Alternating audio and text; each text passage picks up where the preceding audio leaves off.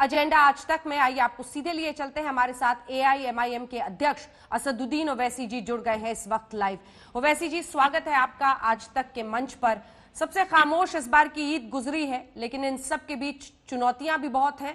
इन सब पर चर्चा आपसे करेंगे, लेकिन मेरा पहला सवाल आपसे यही, सरकार में भी मोदी सरकार 2 के आज 1 साल पूरा होने पर आप क्या मानते हैं? क्या सरकार कामयाब हुई है जैसा प्रधानमंत्री कह रहे हैं?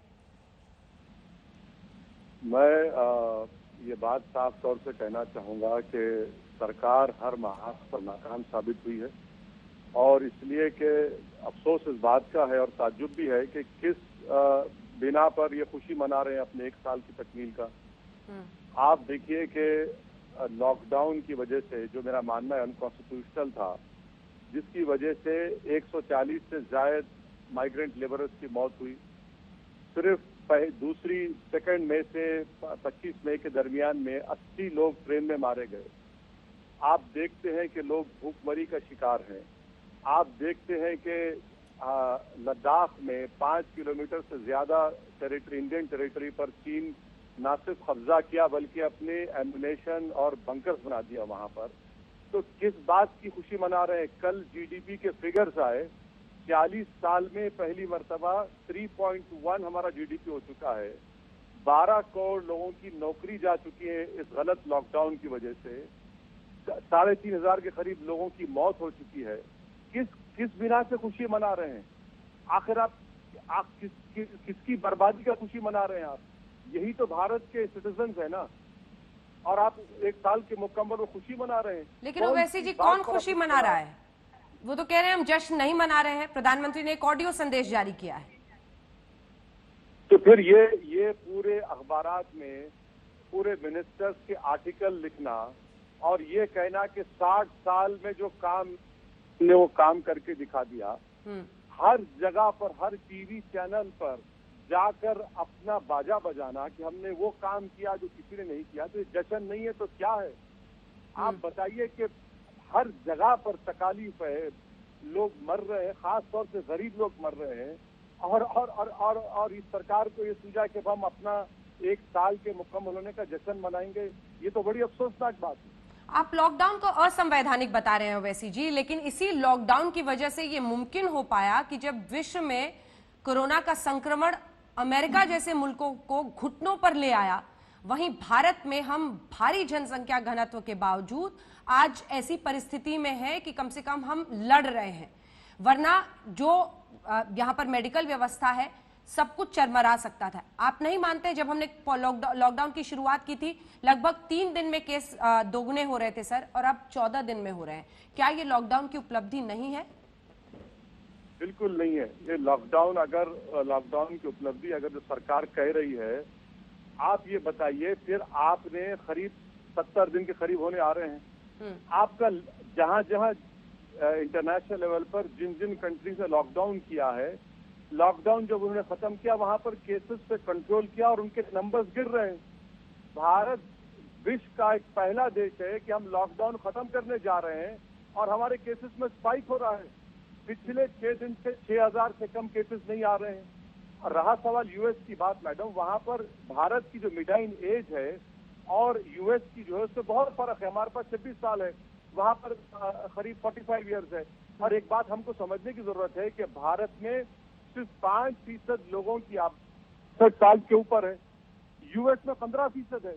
हम क्यों यूएस से कंपेयर कर रहे हैं?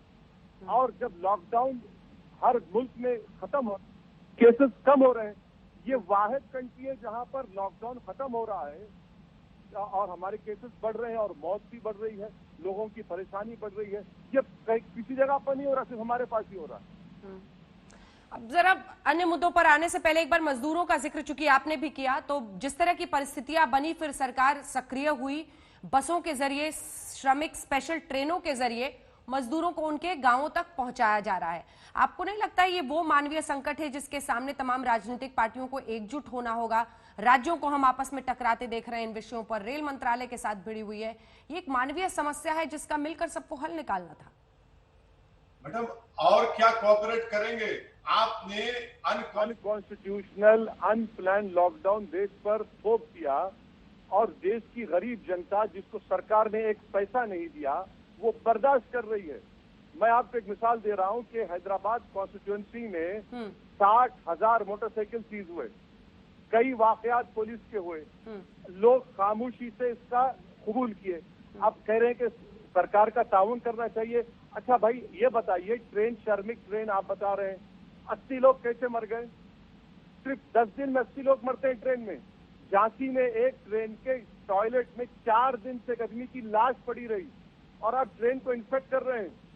आप फाइनेंस मिनिस्टर को ये तक पता नहीं कि कितने माइग्रेंट लेबर्स भारत में हैं और कितने जा रहे हैं। आप ये बताइए कि सारी दुनिया ने देखा कि एक बिहार का वर्कर अपने चेहरे पर तकलीफ का इज़हार कर रहा है क्योंकि उसकी औलाद मर गई। दुनिया ने देखा कि ट्रेन के स्टेशन मासूम बच्चा अपनी मां की लाश के पास खेल रहा है। इसका जवाब कौन देगा? 2 महीने में आपने, अगर आज आप लेबरों को लिख जा रहे हैं, किसने रोका आपको 25 मार्च से लिख जाने के लिए? जबकि केसेस में स्पाइक हो रहा है।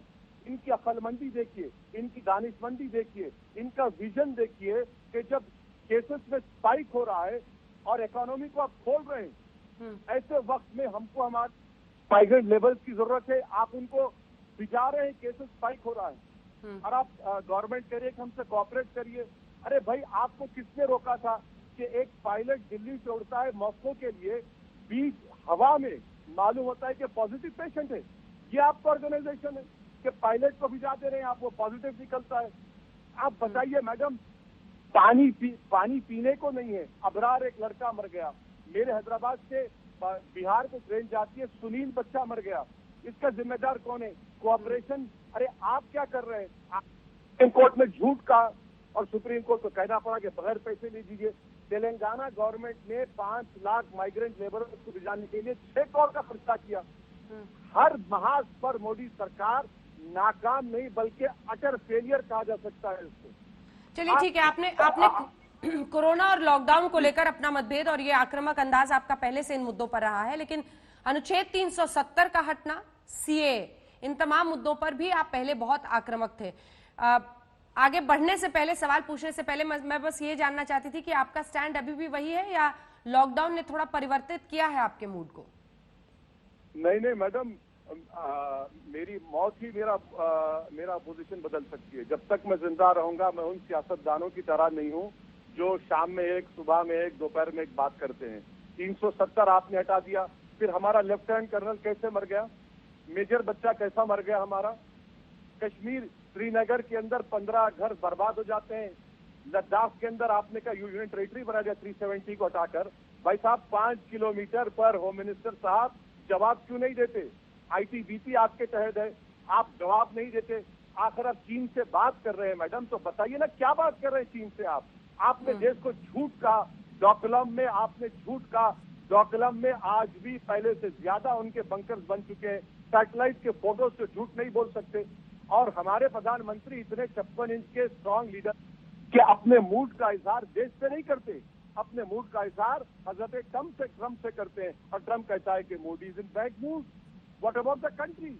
देश को तो मालूम होना चाहिए ना कि प्रधानमंत्री चीन के बारे में क्यों नहीं कहते। आपने ममलापुरम किया, वुहान स्पिरिट किया, उसके बावजूद भी 370 हटाया और लद्दाख में 5 किलोमीटर पर हजारों चीन की फौज भारत की जमीन पर कब्जा करके बैठी है। इस पर बीजेपी खामोश है। ऐसा लगता है कि उन्होंने मौत को देख लिया और खामोश बैठे हुए हैं। इस पर औपचारिक रूप से तो नहीं, लेकिन ये कहा जा रहा है कि प्रधानमंत्री की अभी चीन के इस लॉकडाउन के बाद बातचीत नहीं हुई है ट्रंप से। तो आप ट्रंप पर भरोसा करेंगे या प्रधानमंत्री पर? हमारी देश के गवर्नमेंट को कहना चाहिए कि ट्रंप झूठा है, झूठ बोलता है।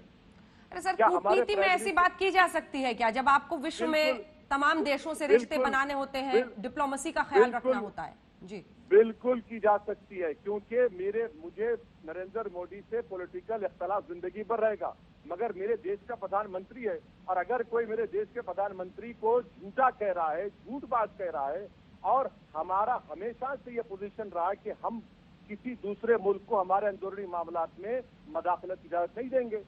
अमेरिका का ट्रंप कौन होता है? हमको क्लियर कट कहना चाहिए था कि गलत कह रहा है। चलिए, झूठ अगर स्ट्रॉन्ग वर्ड है तो इज मिसलीडिंग।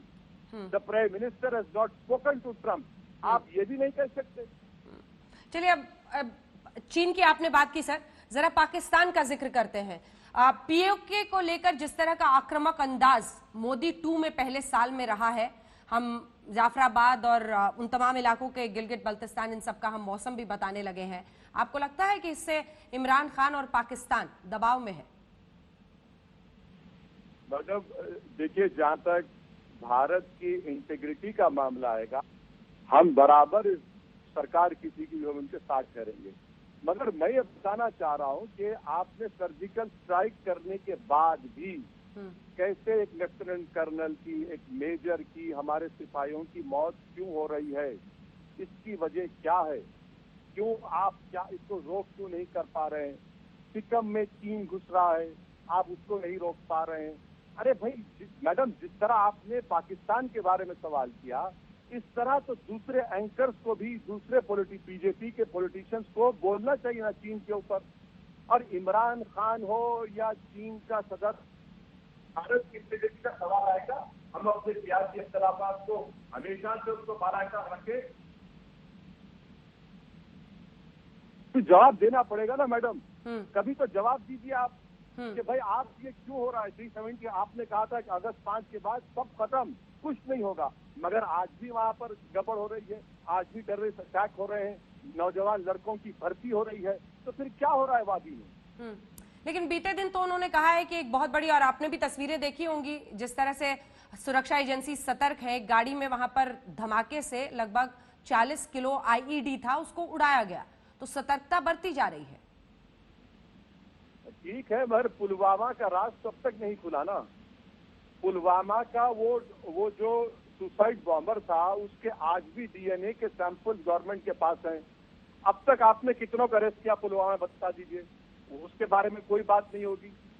अरे बताइए ना देश को, आपने तो पुलवामा के नाम पर इलेक्शन जीत गए, मगर देश को तो बताना पड़ेगा ना कि पुलवामा में कितना प्रोग्रेस हुआ, एनआईए ने कितना क्या किया, आप नहीं बता पाते।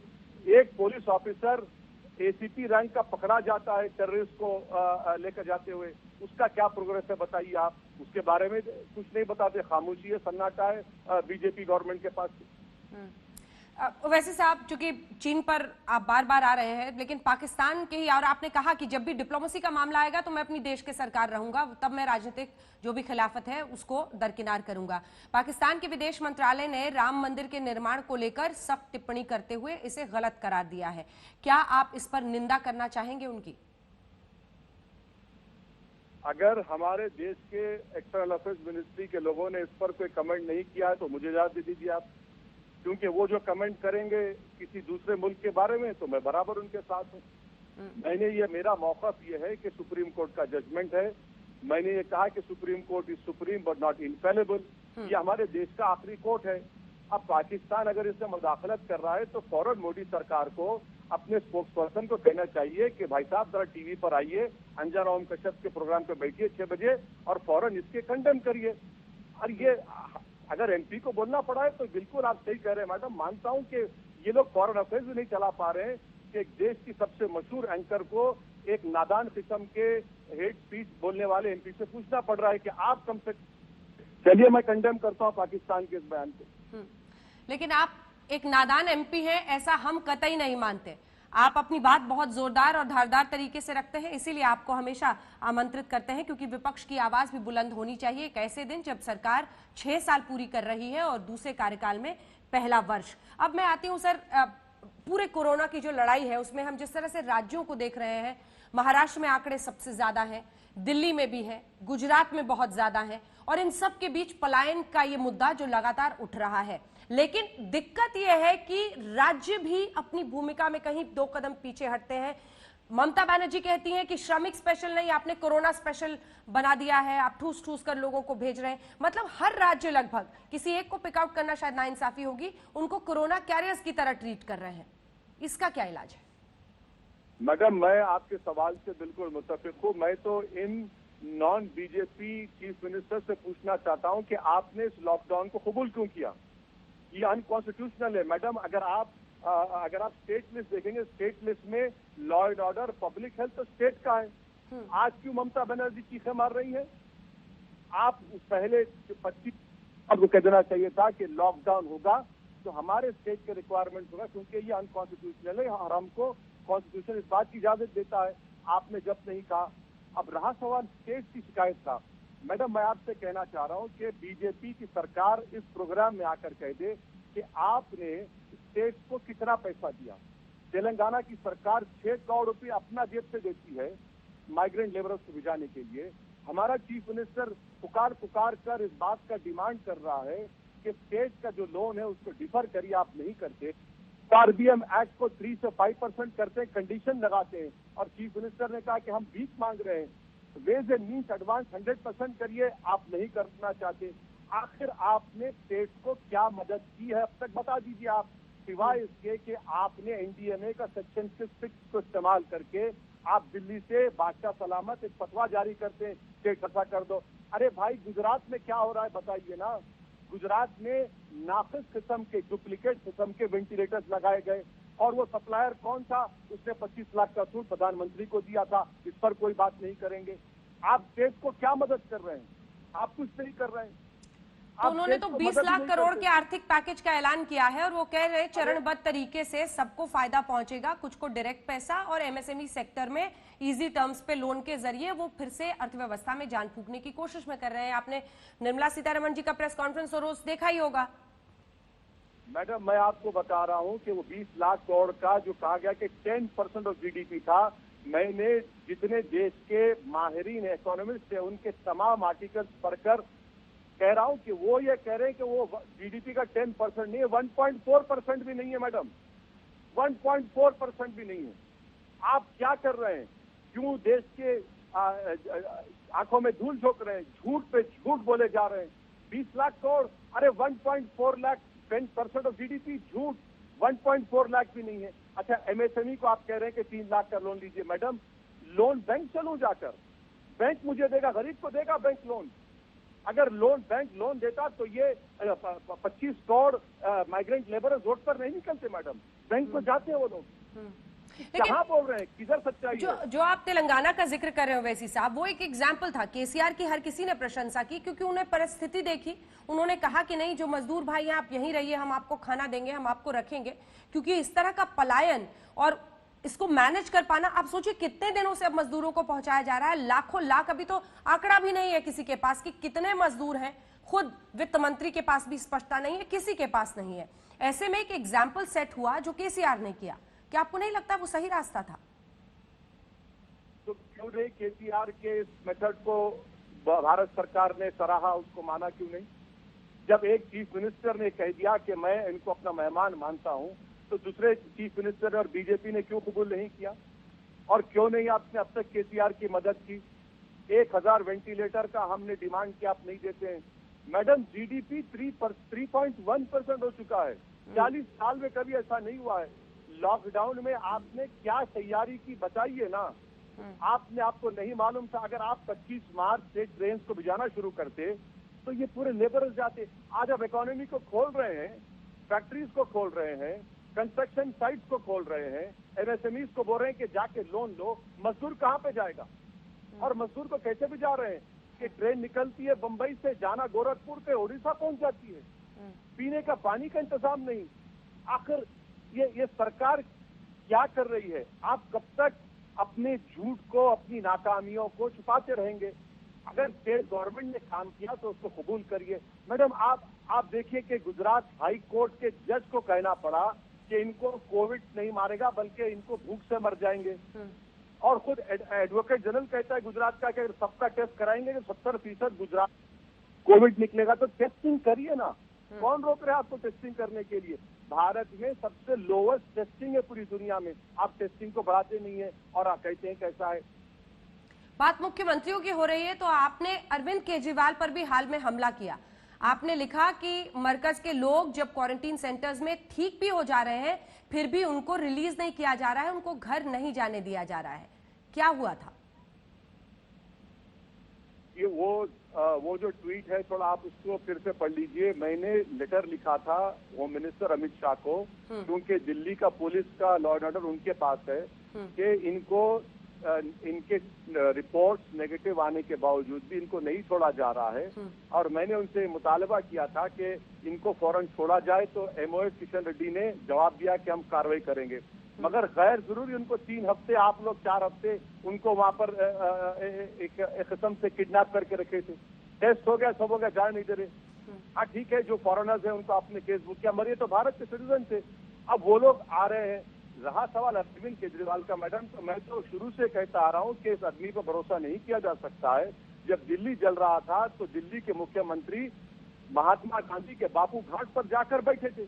उनका काम ये था कि केजरीवाल निकलकर उन महलों में जाते, हिंदुओं से बात करते, मुसलमानों से बात करते, उनको समझाते, मगर वो बापू के घाट पर जाकर बैठ गए, गांधी की समाधि के पास जाकर बैठ गए। तो ये इनका चेहरा है। पर आपको एहसास है ना ओवैसी जी की जब आप इस तरह की बातें करते हैं, आप हर किसी से दुश्मनी मोल ले लेते हैं, फिर तो परिस्थितियां ऐसी बनती है ना कि ये सब भी आप पे आक्रामक होते हैं और फिर कहते हैं कि देखिए ये तो किसी ना किसी तरीके से बीजेपी की ही मदद करने में, बी टीम बनने में लगे रहते हैं। क्योंकि आप देखिए, आप चाहे राहुल गांधी हो, अरविंद केजरीवाल हो, आप सब पर बोलने लगते हैं, सबको, सबसे दुश्मनी मोल लेते हैं। मैडम, अगर सच्चाई को बोलने के लिए सारी दुनिया से दुश्मनी मोलना पड़ेगा तो मोल लूंगा। कम से कम जब खबर में जाऊंगा तो इस बात का तशनीगी नहीं रहेगी कि मैंने सच को नहीं बोला। दुश्मनी कर लेंगे, कोई खुदा है क्या? ये तमाम जिनका आप नाम लिए खुदा है क्या?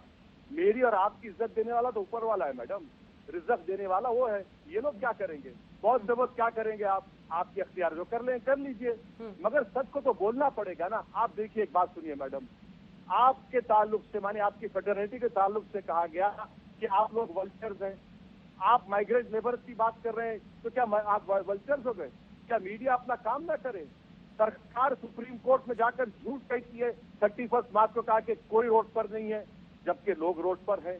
वल्चर्स कह दिया गया मीडिया के लोगों को, और मीडिया काम ना करे, इस पर भी तो बोलना पड़ेगा। तो इस माहौल ऐसा है मैडम कि सिर्फ तारीफ करो, पावर में वो चाहता है कि उनके खिलाफ कोई अपोजिशन की आवाज ना आए और सब कव्वाली पार्टी बन जाए, मुशायरा करे, वाह वाह वाह वाह करें। ये मुझसे नहीं हो सकेगा, बोलना पड़ेगा। गलती जहां पर बीजेपी की होगी, मोदी सरकार की होगी, बोलेंगे।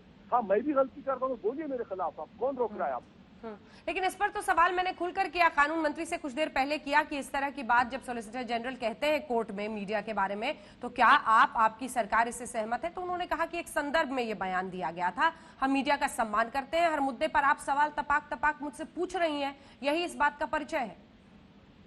तो यही तो इनकी थियोरी ऑफ कंफ्यूजन है कि ये कोर्ट में एक बात कहेंगे, जब कोर्ट में एएसजी बात करेंगे तो वो सरकार की बात करेंगे, और कानून मंत्री आपके पास आकर दूसरी बात करते हैं। एएसजी का पूरा इशारा मीडिया के ऊपर था, वो मीडिया पर तनकीद कर रहे थे, और जो एनजीओ काम कर रहे हैं उनके बारे में कहा देयर प्रॉफिट्स ऑफ डूम। जो मीडिया के लोग पैसे जमा करके अपना पैसे दे रहे हैं, गरीबों को खाना खिला रहे हैं, वो प्रॉफिट्स ऑफ डूम है। जो लोग काम कर रहे हैं, हर काम आप सबको। वैसे साहब, चलते चलते अब एक आखिरी सवाल, देखिए आने वाले दिनों में परिस्थितियां सामान्य होंगी, सब कुछ ठीक ठाक होगा, तो पहला वो कौन सा मुद्दा है जिसको लेकर असदुद्दीन ओवैसी को हम देश की संसद में आक्रामक अंदाज में देखेंगे? कौन सा वो मुद्दा है जो आपके मन में इस वक्त सबसे अहम है, जिसको आप ठीक होने के बाद परिस्थितियां उठाना चाहेंगे? ये मोदी सरकार ने जो अनकॉन्स्टिट्यूशनल अनप्लान लॉकडाउन की वजह से देश के 25 करोड़ माइग्रेंट लेबरर्स को बर्बाद कर दिया, उनकी मौत के जिम्मेदार है, उनके भूख के जिम्मेदार हैं, और जो नौकरियां चले गई हैं 12 करोड़, कभी आने वाली नहीं है। जीडीपी 3% हुआ, -30% होने वाला है। यह है मुद्दा होगा। इन गरीबों को, सरकार को इनके अकाउंट में पैसे डालना पड़ेगा। अब या तैयार हो जाइए, देश की जनता को बताना चाह रहा हूं कि बहुत बुरे दिन आने वाले हैं, और इसलिए कि मोदी सरकार की गलत प्लानिंग की वजह से, इनके धोखे की वजह से लोगों को कह दिया कि थाली बजाओ, दिए जलाओ। आज 25 करोड़ लोग नौकरियां को बेरोजगार हो चुके हैं। अच्छा सर, ठीक है, एक सवाल मेरे मन में जो शुरू में भी मैं पूछना चाह रही थी, लॉकडाउन लागू करने की सही नीति क्या होती है? अगर अनप्लान था तो सही तरीका क्या है? मैडम सही तरीका यह होता कि मुझे और आपको 10 दिन का टाइम दिया जाता। सर फिर तो संक्रमण बढ़ जाता ना। पहला केस 30 जनवरी को आया था सर। बिल्कुल बिल्कुल मैडम, पहली 30 जनवरी से लेकर 15 मार्च तक 15 लाख आपने पैसेंजर्स को अलाउ किया इंडिया में। क्यों अलाउ किया? आपने टेस्टिंग शुरू कर सकते थे आपने।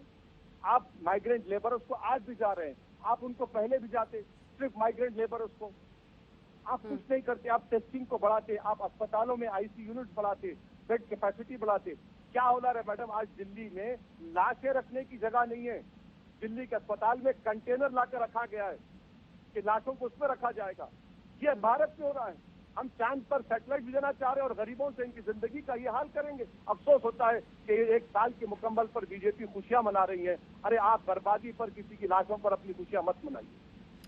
लेकिन चलते चलते एक आखिरी सवाल, क्योंकि वक्त जरा हमें और मिला है, इसीलिए ओवैसी जी आपसे ये पूछना चाहती हूं कि एक वक्त पर जब ये संक्रमण नहीं हुआ था, कल्पना करना मुश्किल था जिस तरह का विरोध हम सीएए को लेकर आपकी पार्टी की तरफ से देख रहे थे। शाहीन बाग से लेकर तमाम जगहों पर विरोध बहुत ज्यादा हो रहा था, लेकिन लॉकडाउन ने सब पर लॉक लगा दिया।